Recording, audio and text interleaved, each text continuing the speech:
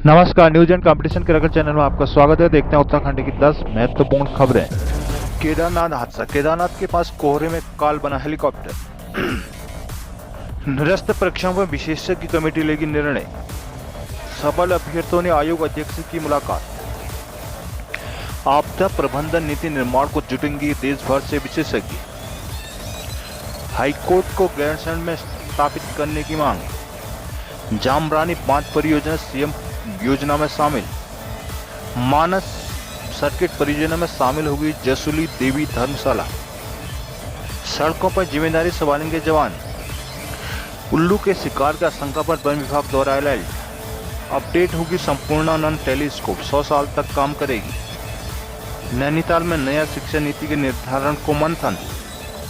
Almora exchange में आग से 4 जिलों के 1.8 लाख मोबाइल ठप। पिथौरागढ़ में मेडिकल कॉलेज का निर्माण एजेंसी पर शिकंजा। केदारनाथ से 6 यात्री को लेकर गुप्त काशी लौट रहा आर्यन कंपनी का हेलीकॉप्टर गरुड़ चट्टी के पास पहाड़ी से टकराकर क्रैश हो गया। हादसे में पायलट समेत 7 लोगों की रेस्क्यू टीम के मौके पहुंचने से पहले ही दर्दनाक मौत हो गई थी। हादसे का कारण खराब मौसम बताया जा रहा है। मुख्यमंत्री पुष्कर सिंह धामी ने हादसे की जांच के आदेश दिए हैं, जबकि डीजीसीए ने हादसे की जांच के लिए टीम गठित कर उत्तराखंड रवाना कर दी है। आर्यन कंपनी का था हेलीकॉप्टर। आर्यन कंपनी इस साल 7 सीटर हेलीकॉप्टर के पायलट ने 6 लोगों को लेकर केदारनाथ से गुप्त काशी स्थित नाला हेलीपैड के लिए उड़ान भरी। उड़ान भरने के 3 मिनट बाद ही 11:45 पर गरुड़ चट्टी में पहाड़ी से टकराकर हेलीकॉप्टर क्रैश हो गया। एसडीआरएफ, एनडीआरएफ, डीजीआरएफ, डीडीआरएफ, पुलिस और स्थानीय लोगों ने मौके पर पहुंचने से पहले पायलट और यात्रियों की जान की मौत हो चुकी थी। जिला आपदा प्रबंधन अधिकारी नंदन सिंह रजवा ने बताया कि हेलीकॉप्टर हादसे का मुख्य कारण प्रथम दृष्टया अचानक मौसम खराब होना बताया जा रहा है। घने कोहरे के कारण पायलट को एयर रूट नहीं दिखाई दिया और हेलीकॉप्टर पहाड़ी से टकरा गया। उत्तराखंड अधिवक्ता सेवा चयन आयोग ने लंबित परीक्षाओं पर निर्णय लेने के लिए विशेषज्ञ समिति गठित करने का निर्णय लिया है। आयोग अध्यक्ष ने सभी विवादित विषयों पर दिसंबर तक स्थिति स्पष्ट करने की बात कही है। मंगलवार को नवनियुक्त अध्यक्ष जीएस मर्तोलिया की अध्यक्षता में आयोजित आयोग की पूर्ण बैठक में पुलिस जांच के साथ ही अन्य ऐसी परीक्षाओं पर विचार किया गया जिनमें या तो परिणाम निकल चुका है या फिर परीक्षा हो चुकी है, इसमें से 8 परीक्षाएं भी हैं जिन्हें आयोग गत दिनों निरस्त करने की सिफारिश शासन से कर चुका है। बैठक के बाद मर्तोलिया ने बताया कि इस पर विचार करने के लिए कार्मिक न्याय विभाग के एक प्रतिनिधि के साथ ही आईटी का एक एक्सपर्ट नियुक्त किया जाएगा जो उन सभी विषयों की गहन जांच करेगा। मर्तोलिया ने बताया कि दिवाली बाद कमेटी काम शुरू करेगी। आयोग किसी भी सूरत में दिसंबर अंत तक इन विषयों पर निर्णय लेगा। भर्ती रद्द किए जाने संबंधी सिफारिश पत्र से आशंकित युवाओं ने मंगलवार को उत्तराखंड अधीनस्थ सेवा चयन आयोग के अध्यक्ष जीएस मर्तोलिया से मुलाकात कर नियुक्ति देने की मांग की। इसमें सहायक अध्यापक, एलटी, स्टेनो और व्यक्ति सहायक के चयनित अभ्यर्थी शामिल थे। एलटी चयनित संघर्ष समिति के अध्यक्ष अंकित लंगवाल ने कहा कि वे अपनी मांग को लेकर 5 सितंबर से शिक्षा निदेशालय में अनिश्चितकालीन धरने पर बैठे हैं। एलटी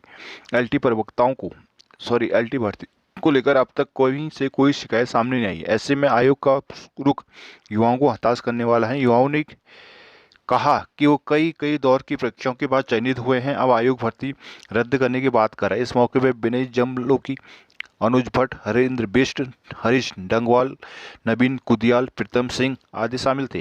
एटीआई के सभागार में 20 से 21 अक्टूबर को 2 दिवसीय राष्ट्रीय आपदा प्रबंधन कार्यशाला होगी। देश के 11 राज्यों के सभी एसडीआरएफ, एनडीआरएफ, आईटीबीपी के 400 से अधिक आपदा प्रबंधन से जुड़े लोग शिरकत करेंगे। पद्मश्री चंडी प्रसाद भट्ट, प्रोफेसर शेखर पाठक, प्रोफेसर अजय रावत सहित कई अन्य विशेषज्ञ भी कार्यशाला में पहुंचेंगे। मंगलवार को प्रेस वार्ता में उत्तराखंड प्रशासनिक अकादमी निदेशक बीडी पांडे ने कहा कि 15वें वित्त कमीशन की संस्तुति के बाद आपदा प्रबंधन को मिलने वाले बजट और नियमों में कुछ बदलाव हुए हैं जिन्हें प्रभावी रूप से लागू करने के लिए कार्यशाला होगी। इसमें पहाड़ों की क्षमता, विकास दर और पहाड़ों की मजबूती पर भी अध्ययन किया जाएगा। केंद्रीय आपदा प्रबंधन के प्रोफेसर संतोष कुमार, राष्ट्रीय आपदा प्रबंधन संस्थान के ताज हसन, संयुक्त निदेशक एटीआई प्रकाश चंद, एडीएम शिवचरण दुबे आदि शामिल थे।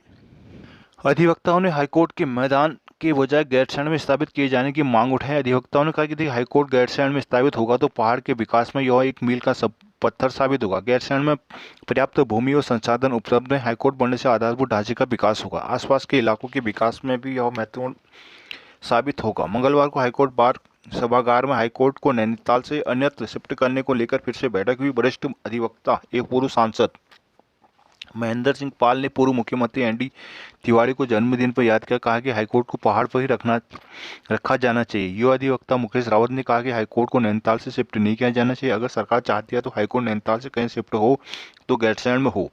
कहा कि वो गैरसैंण में अधिवक्ताओं के आवास के लिए अपनी जमीन मुफ्त देने को तैयार है। हाईकोर्ट बार एसोसिएशन के उपाध्यक्ष प्रशांत जोशी ने कहा कि गैरसैंण एक आदर्श स्थान है। विनोद तिवारी ने कहा कि नैनीताल हाईकोर्ट की स्थापना के 22 साल बाद भी प्रवासी उत्तराखंड पहाड़ से हाईकोर्ट शिफ्टिंग की बात करते हैं। यह उनकी उत्तराखंड विरोधी सोच को दर्शाता है। अधिवक्ता योगेश पचौलिया, टीसी पांडे, दिवेश बिश्नोई, सुहास रतन जोशी, विजयलक्ष्मी फरत्याल, नवनीश नेगी, विजय पंत आदि थे।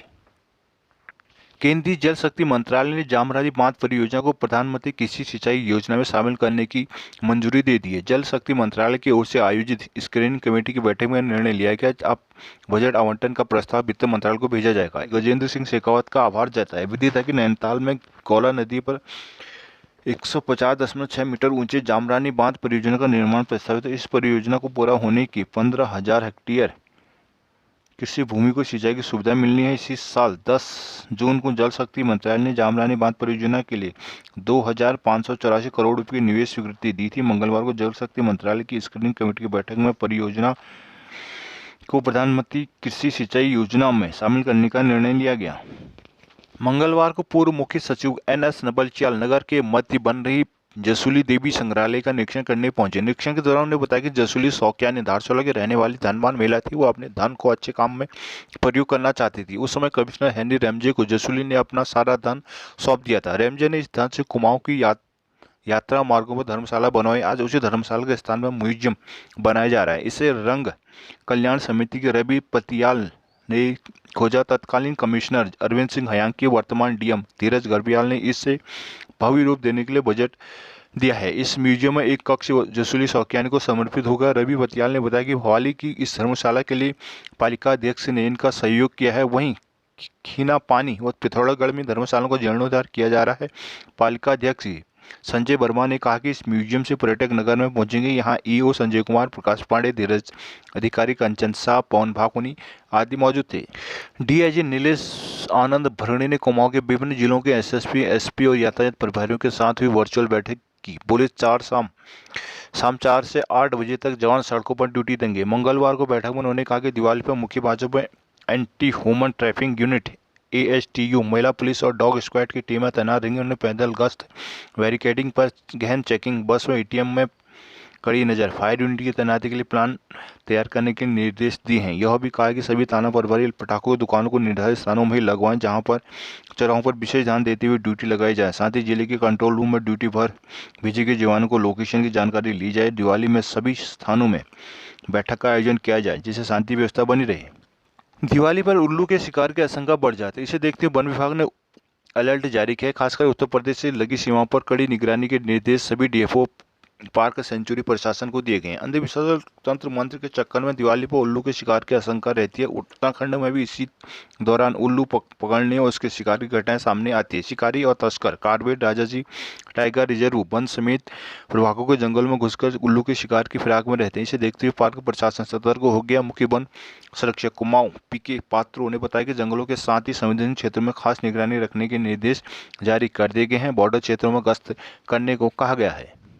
आर्यभट्ट परीक्षण विज्ञान शोध संस्थान एरीज में 50 साल पहले स्थापित 104 सेंटीमीटर संपूर्णानंद टेलीस्कोप को ज्यादा आधुनिक बनाया जाएगा। इससे यह अगले 50 सालों तक अंतरिक्ष के शोधों में अपनी महत्ता कायम रख सकेगा। एरीज में चल रहे स्वर्ण जयंती समारोह में पहुंचे खगोल वैज्ञानिकों ने इस दूरबीन को आधुनिक बनाने के लिए अपनाए जाने वाले तरीकों पर चर्चा की। एरीज के निदेशक डॉक्टर दीपांकर बनर्जी ने बताया कि कोशिश है कि इस दूरबीन को अपडेट कर ज़्यादा आधुनिक बनाया जाए। इसके लिए एरिज प्रोजेक्ट को तैयार करेगा। उन्होंने बताया कि दुनिया में आज अंतरिक्ष को जानने व अध्ययन के लिए बड़ी बड़ी खगोलीय दूरबीनों का निर्माण हो रहा है। हर छोटी दूरबीन का अपना महत्व है। यह बेहद बारीक शोधों में काफ़ी काम आती है। इसलिए इस तरह की दूरबीन को नई तकनीक के साथ अपडेट करते हुए इसे ज़्यादा सटीक बनाया जा सकता है। पर वर्तमान में एरिज में 4 बड़ी खगोलीय दूरबीनें हैं। ऐसे में इन सबको एक साथ संचालित करने में ज़्यादा संसाधनों की जरूरत होगी।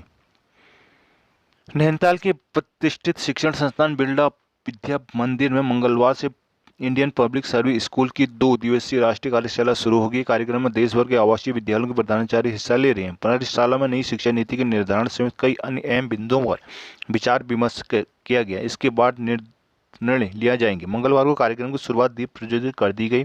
विद्यालय के छात्रों ने कई मनमोहक सांस्कृतिक कार्यक्रम भी पेश किए। बिरला विद्या मंदिर के प्रधानाचार्य अनिल शर्मा ने बताया कि इससे पूर्व यह कार्यक्रम 1991 में बिरला विद्या मंदिर में आयोजित किया गया था। विद्यालय के शिक्षण क्षेत्र में 75 वर्ष पूरे होने पर अब इस आयोजन की जिम्मेदारी एक बार फिर बिरला मंदिर को मिली है। कहा कि 2 दिवसीय कार्यक्रम में नई शिक्षा नीति के निर्माण सहित अन्य बिंदुओं पर चर्चा होगी। कार्यक्रम में पहले 3 वक्ताओं ने विचार रखे। कहा कि सरकार की ओर से नई शिक्षा नीति तैयार कर दी गई है। अब इसे विद्यालय में किस तरह लागू किया जा सके, छात्रों को बेहतर शिक्षण कराया जा सके, शिक्षकों को बेहतर तौर पर नई शिक्षा नीति से रूबरू कराया जाना आवश्यक है। ये इंडियन पब्लिक स्कूल के चेयरमैन, दून स्कूल के प्रधानाचार्य जगप्रीत सिंह, सचिव बिरला विद्या मंदिर के प्रधानाचार्य अनिल शर्मा, संयुक्त सचिव LK Singhania, centre for education संस्थान के प्रधानाचार्य Ramesh Joshi, sport director modern school नई दिल्ली के प्रधानाचार्य डॉक्टर विजय दत्ता समेत देश भर के 50 से अधिक प्रधानाचार्य मौजूद रहे।